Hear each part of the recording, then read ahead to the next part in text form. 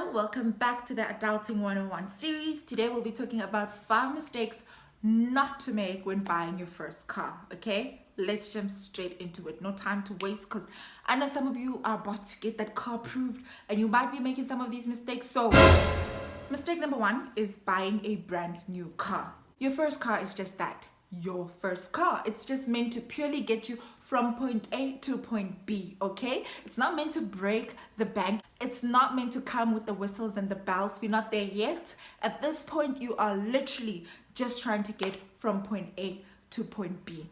Don't buy it brand new.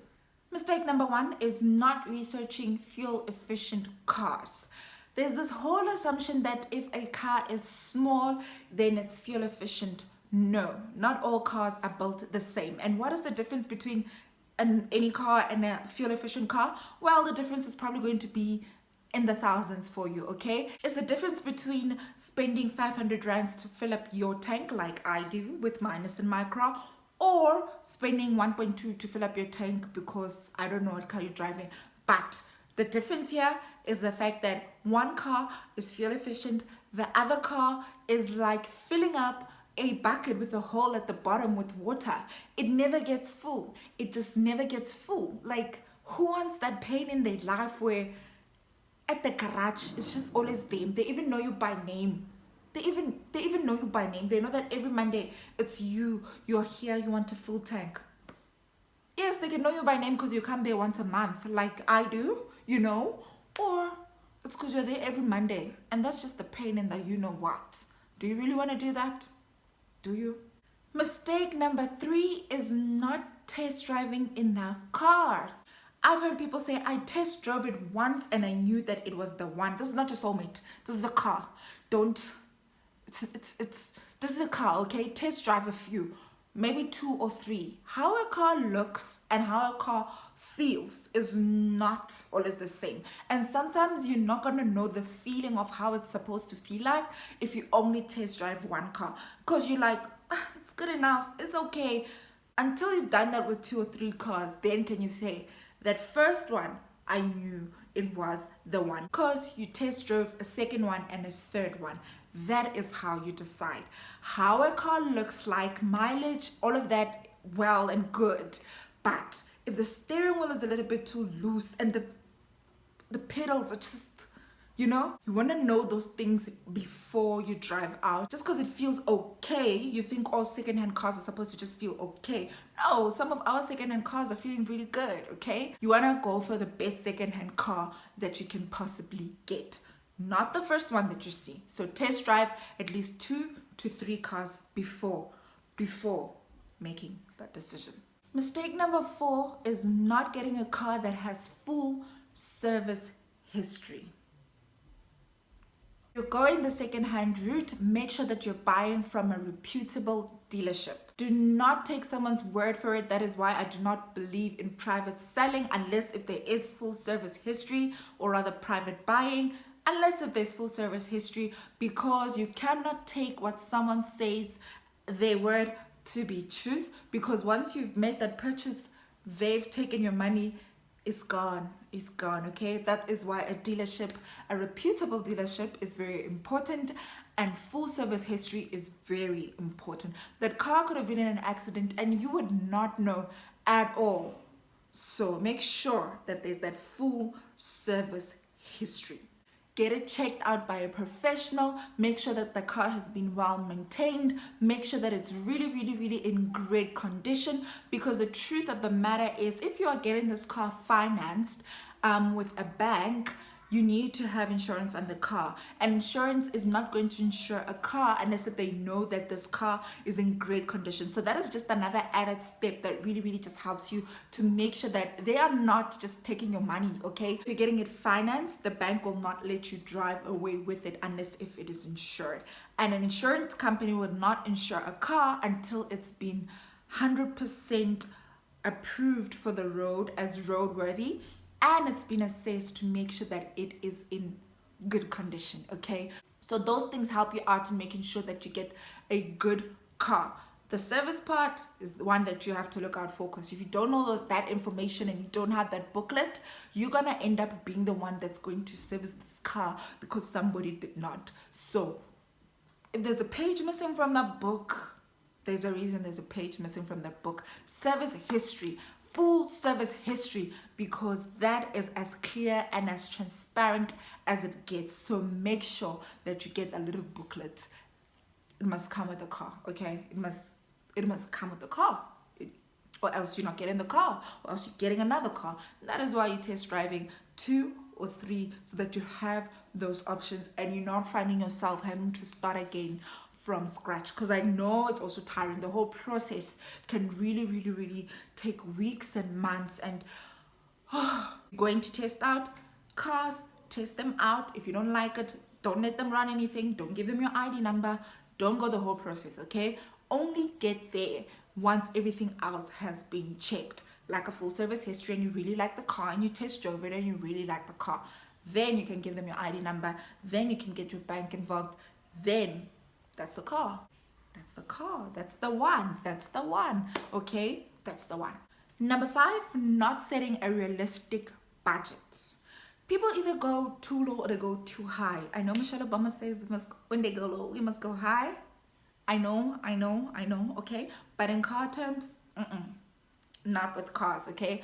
People either, like, they dream too much, or they dream too little. Like, they are ambitious enough to think that, they're going to get a good car for 30,000 rands. No, if it's 30,000 rands, that person's really just trying to get rid of it at that point, right? But also, I don't think your first car should be 200,000 rands. Like, there's a massive difference. Somewhere in between there, find your comfort zone. Somewhere in between there, find the budget that works for you. Do not break the bank. Again, this is just your first car. Just your first car. It doesn't have to be your dream car. We'll get there. We're not there yet, but we'll get there. But it's gonna be very hard to get there if we're breaking the bank now, because the decisions that we make now do impact our future. So you want to make sure that you are not tying your money into big things too soon. Yes, maybe you can afford for your first car to be 200,000 rands. Well and good.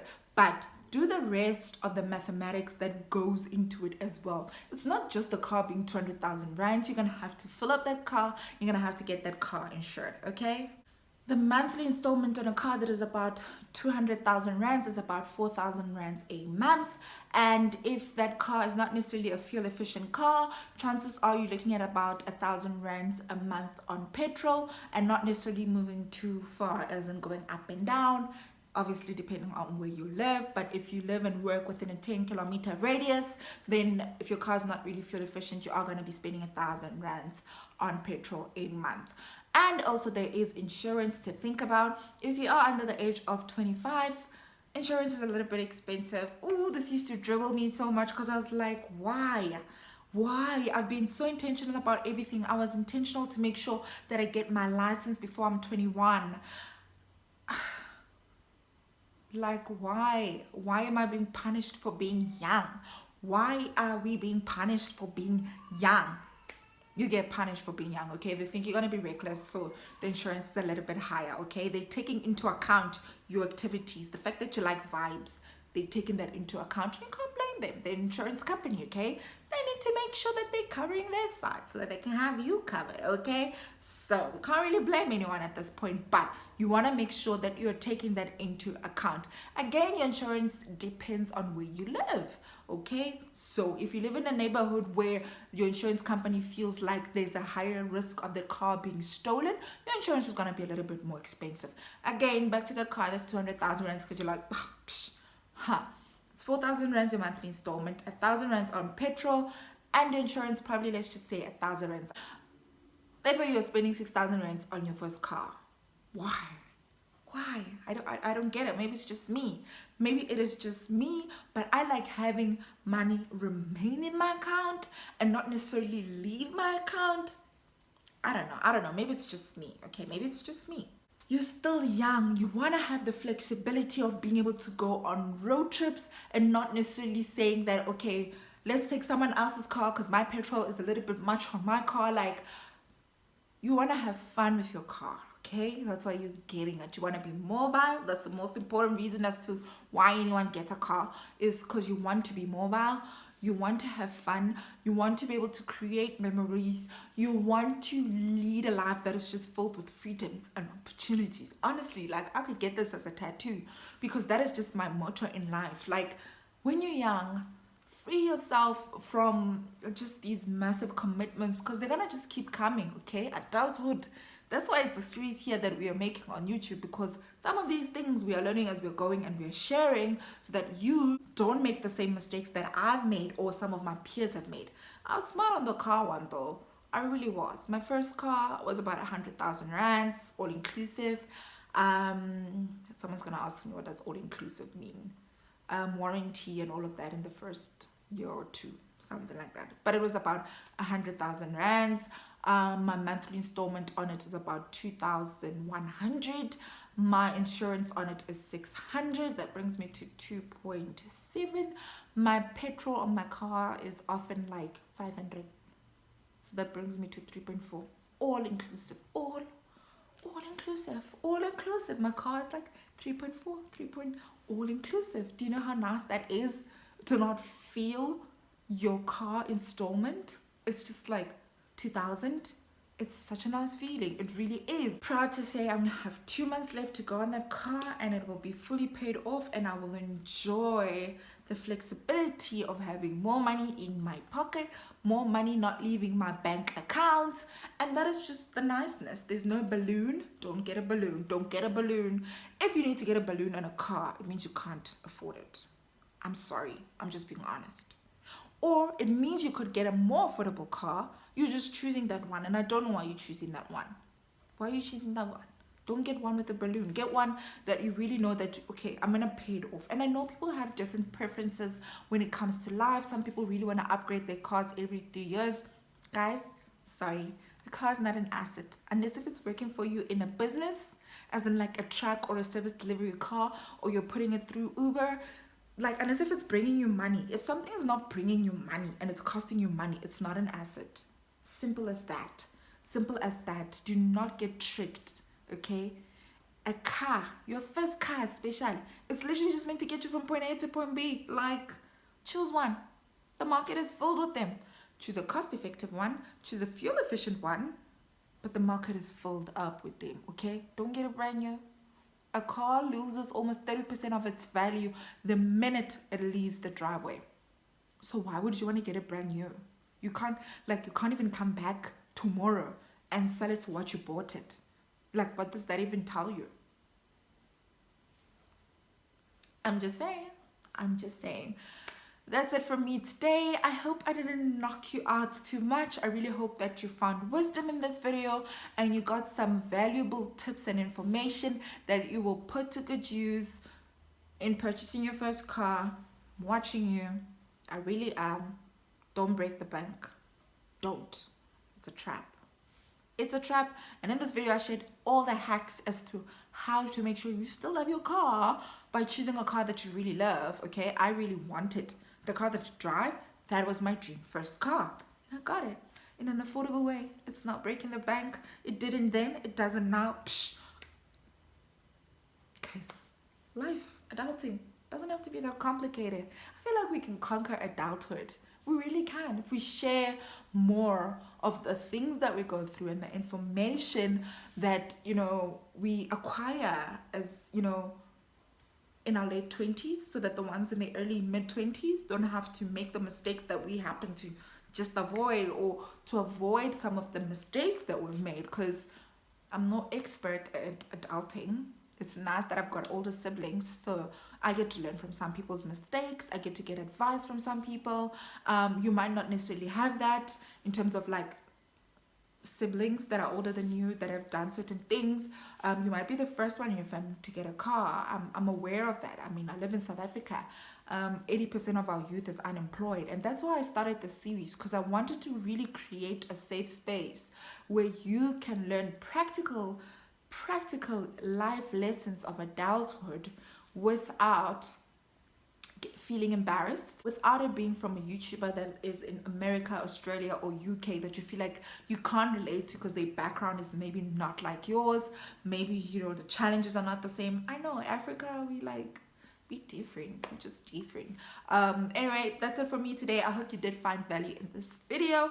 If you did, don't forget to give it a thumbs up. It just lets me know what sort of content you like seeing from me. It's so crazy. The best performing video on my channel right now, this might change depending on when you watch this, but as we speak, and that's what led to me recording this video, is that the best performing video on my channel is this one on how I went about buying my first car at 22, as well as sharing steps and tricks as to how you can go about buying your first one. It showed me that many of us don't really have access to such information, and that is why this whole Adulting 101 series is so valuable. If there are more questions that you have, they don't necessarily have to be about buying your first car. It could be about anything: finding a job, getting a promotion, increasing your earning potential, getting your first apartment, all of that. Let me know in the comment section. Let's engage. Let me know what else you'd like to see from the Adulting 101 series before I close it up, because I'm planning on closing it up soon. So let me know what else you'd like for me to cover